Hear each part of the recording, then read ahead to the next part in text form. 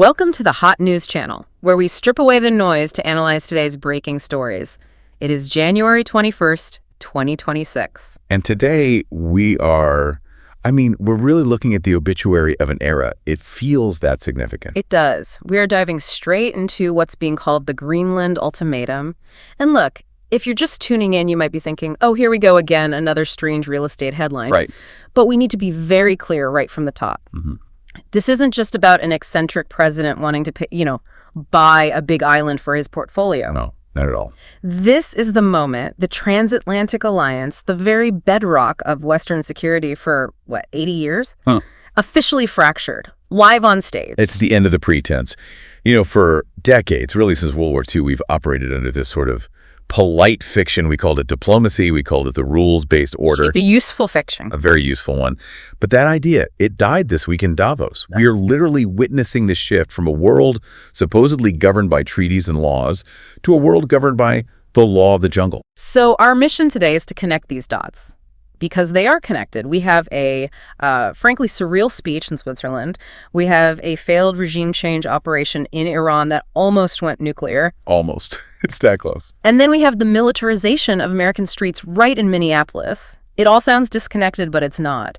This is a deep dive into the New World disorder. So let's start where all the cameras were flashing. Davos, the World Economic Forum. The Iceman cometh. That's what the European press is calling him. It fits. The arrival itself, that was a story right there. President Trump arrives in Davos, but the journey was chaotic. We have reports confirming that Air Force One actually had to turn around the night before. And the official reason was a minor electrical issue. Right, minor.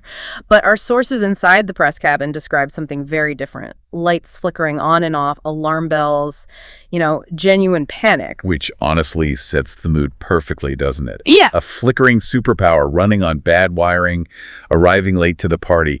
The metaphor is almost too perfect. And when he does finally land, the schedule is just brutal. He's jet-lagged, he's clearly agitated, and he stays up until 2:00 a.m., holding this 2-hour press briefing. And this wasn't some grand strategy session. It was a grievance session. He lists 300 accomplishments for 365 days. It's an exhaustive list. It is. And if you look at what was on that list, that's the tell. It wasn't about, grand foreign policy visions. It was a scattershot of minor victories and personal grudges. Like renaming highways. Renaming highways, specific tariff adjustments on a single product from one country, firing mid-level bureaucrats by name. He is bullet pointing his first year back in office with this incredible granular detail, all while the European elite are waiting for some kind of vision for the future. And when he finally takes that main stage the next morning, they got a vision, all right, he drops the hammer on Greenland. Now, we've heard him talk about this before back in his first term.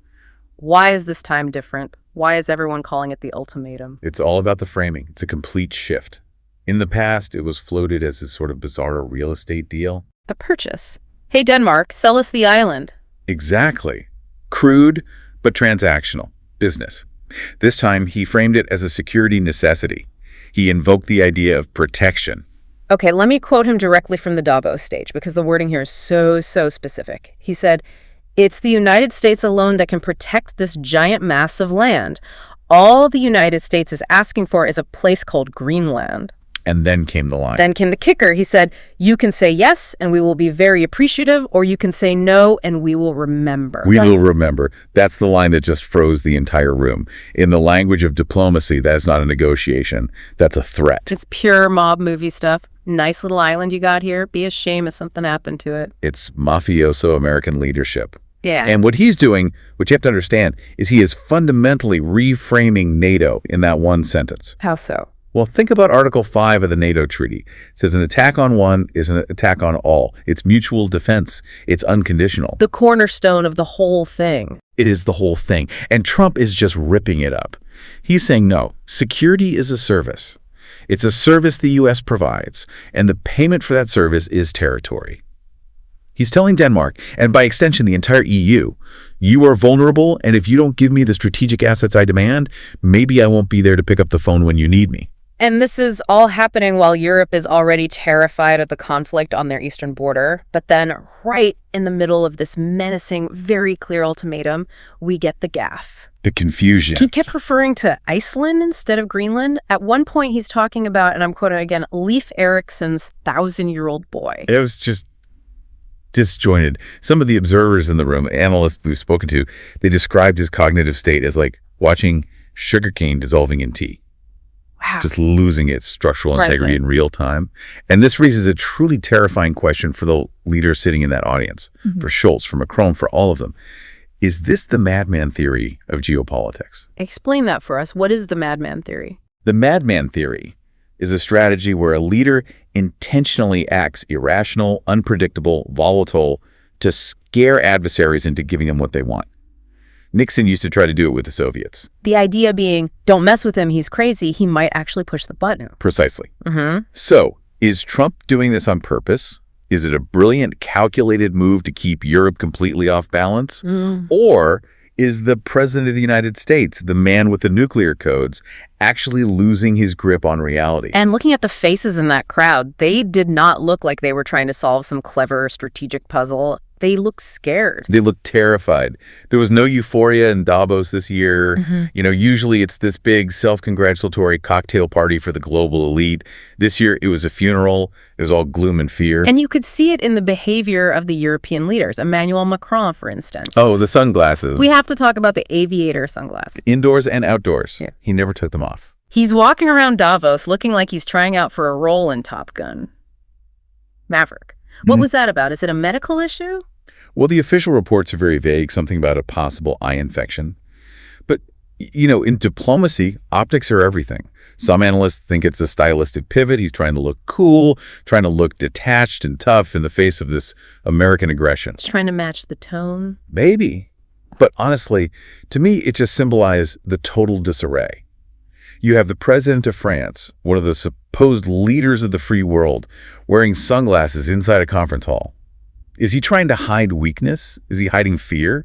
Or is he just trying to match the bizarre reality TV nature of the moment he's trapped in? It really feels like the adults have left the room. And speaking of the adults leaving, the intellectual foundation of the West seems to be crumbling right alongside the political one. We have to talk about Mark Carney's speech. Yes, this was the truly seismic speech that got completely buried by the Greenland drama, but in the long run, it might be more important. And Mark Carney isn't a politician. This guy is the ultimate insider.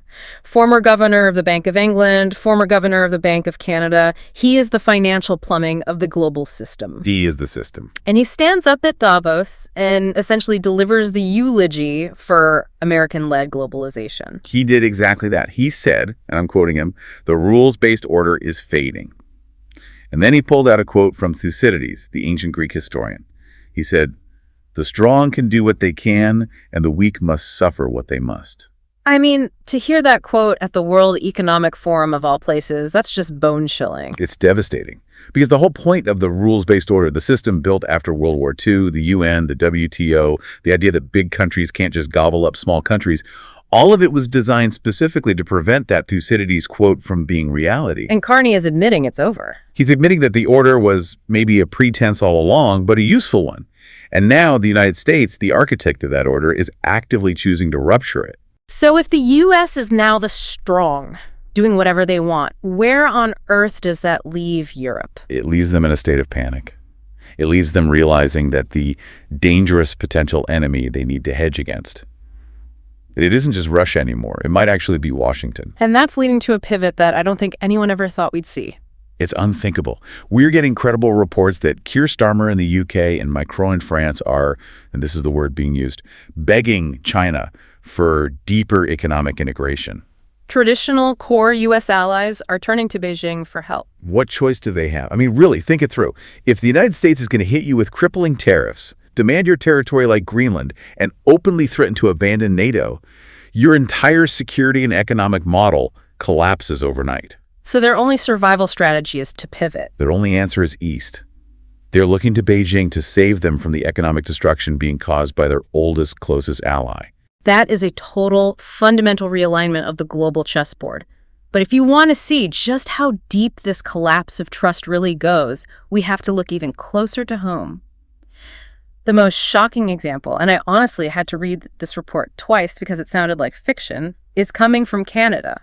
This is the story that should be on the front page of every newspaper in North America. The Times is reporting that Canada, our neighbor, is literally wargaming a U.S. invasion. Let's just pause on that for a second, let that sink in. Canada, the country we share the longest undefended border in the world with.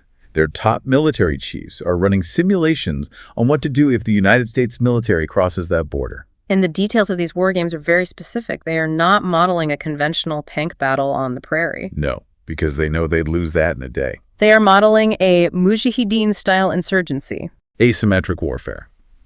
Because they know they can't win a conventional fight. The U.S. military is just too massive. So if you're Canada and you were genuinely afraid of a resource grab from the South, how do you defend yourself? You look at Afghanistan, you look at Vietnam, you prepare for guerrilla tactics, IEDs, insurgency. But why? I mean, why would they even think this is a remote possibility? Because they were listening to Trump's speech in Davos. They see what's happening with the Greenland demand. And then they look at their own map. And what do they see? They see everything the world is running out of. Fresh water in massive amounts. Rare earth minerals. Oil. Timber. If the new American doctrine is the strong do what they can, and the U.S. is desperate for resources, Canada is the most logical, most convenient target on the planet. So that border is no longer just a friendly line on a map. It's a potential front line. It illustrates a total catastrophic collapse of trust. You do not wargame a Mujahideen-style insurgency against a friend. You do that against a predator you think is coming for you. And that feeling of a border becoming a front line isn't just happening in North America. If we look across the Atlantic to the Middle East, lines aren't just being redrawn, they're being crossed with force. Let's talk about Iran. Yes. Because while Trump is demanding islands in the Atlantic, his administration just attempted, and apparently failed, a massive operation in Tehran. This is the story that is being, I think, deliberately glossed over by a lot of the mainstream media because it's messy and the outcome wasn't what was intended.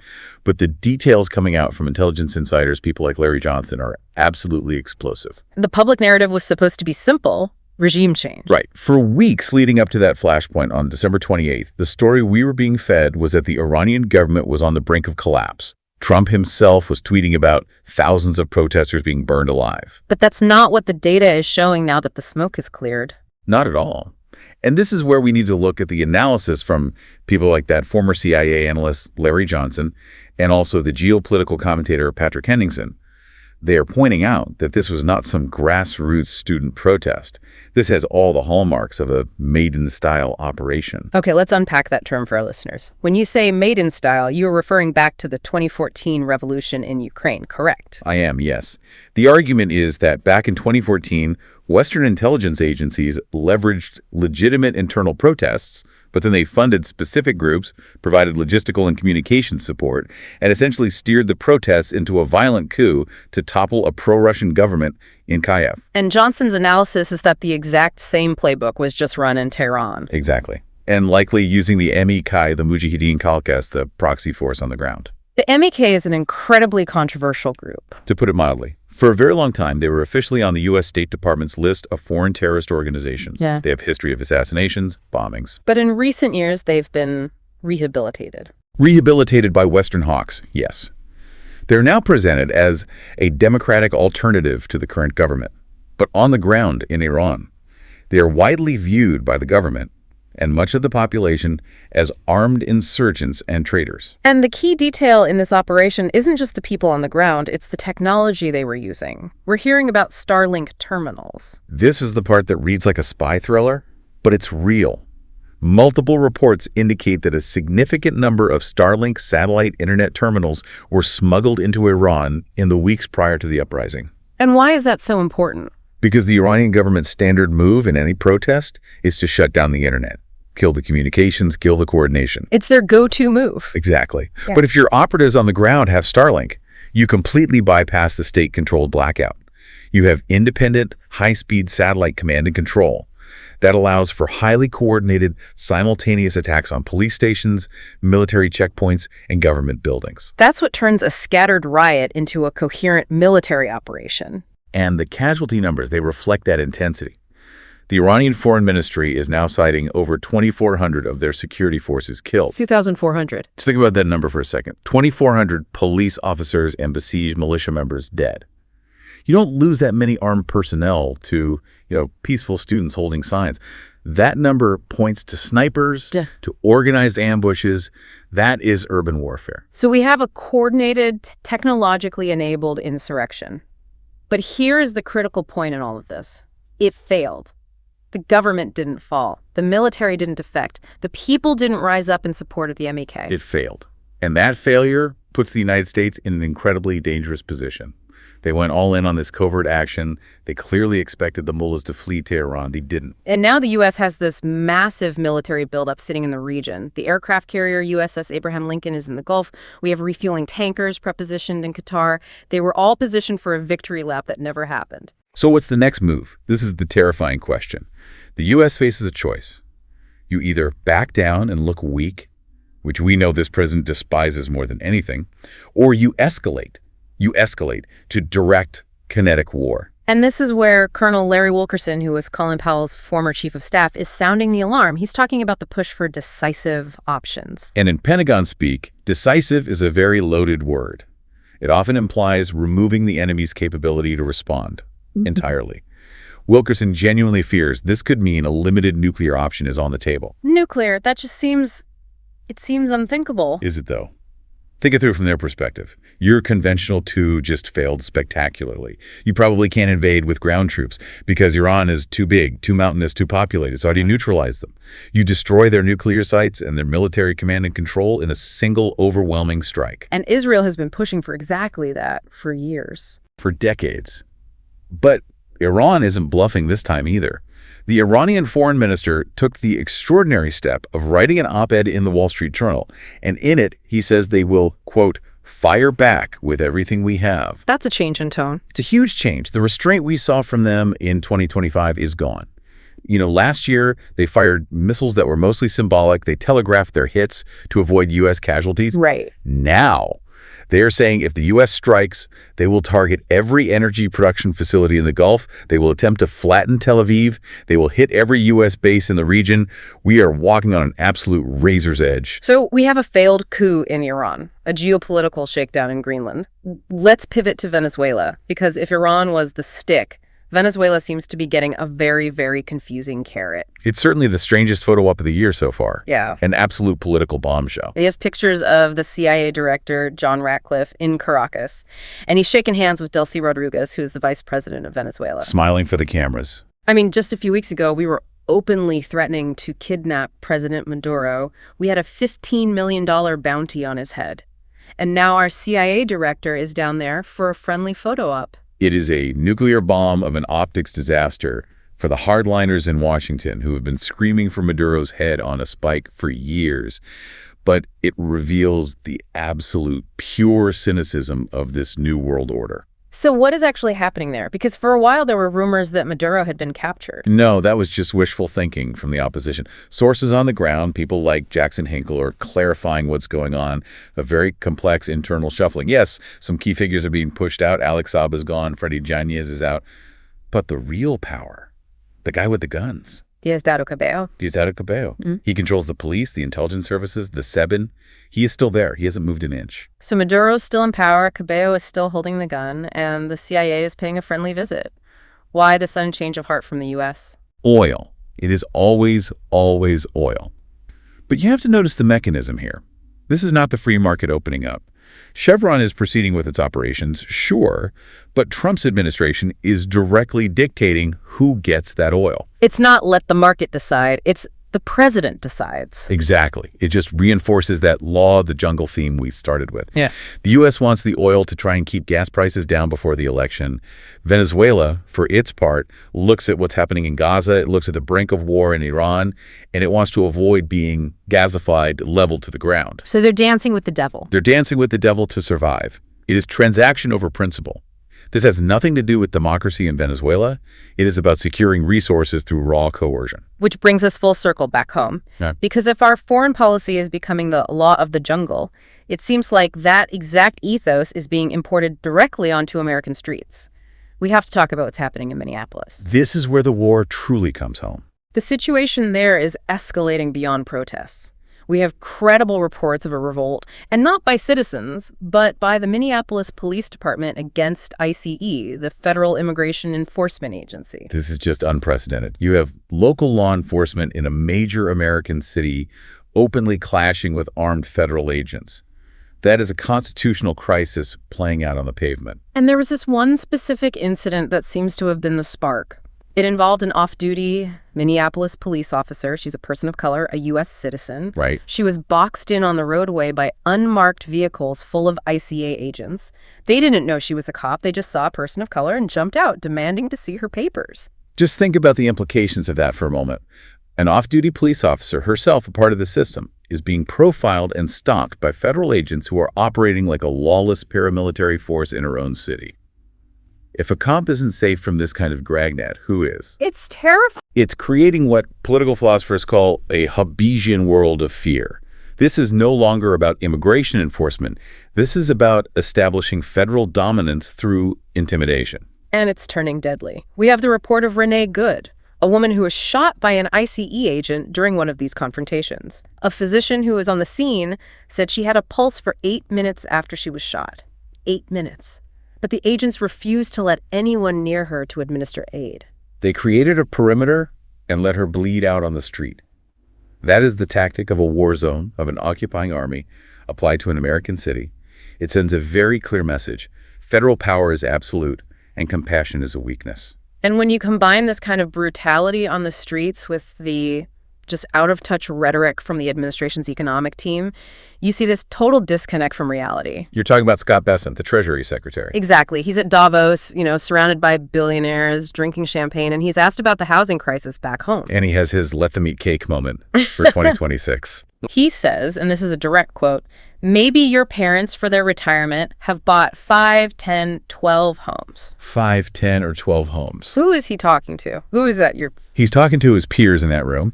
He's talking to the private equity managers who buy up entire neighborhoods and turn them into rentals. He is revealing, maybe accidentally, that the administration views housing not as a fundamental human need, but as an asset class for the wealthy to hoard. Meanwhile, back in the real United States, we have a housing crisis where regular people can't even dream of buying one home. The administration is floating this idea of a ban on private equity buying single-family homes, which sounds populist. It sounds populist, yes, but many skeptics are calling it toothless. It's a headline designed to distract the base while the Treasury Secretary is in Davos reassuring the elite that their 12 homes are perfectly safe. It creates an incredibly volatile mix. How so? You have widespread economic despair, you have a militarized federal force like ICE roaming the streets with impunity, and you have an administration that appears to live in a completely different reality. And how do you keep a lid on that kind of explosive combination? You start with censorship. You move to surveillance. Which brings us to the Miami Beach story. It's just chilling. This woman, Raquel Pacheco, Right. She posts something on social media criticizing the mayor of Miami Beach, a man named Stephen Minor, for his stance on Palestine and for his refusal to stand up for the LGBTQ community. Normal political criticism. The next thing she knows, 2 police officers are at her front door. They claim they were just checking to see if it was her who made the post, but let's call that what it is. It's pure intimidation. They questioned her over using a clown face emoji. A clown emoji. They literally told her, we're worried it could incite something. This is the slow, steady erosion of the First Amendment under the guise of public safety.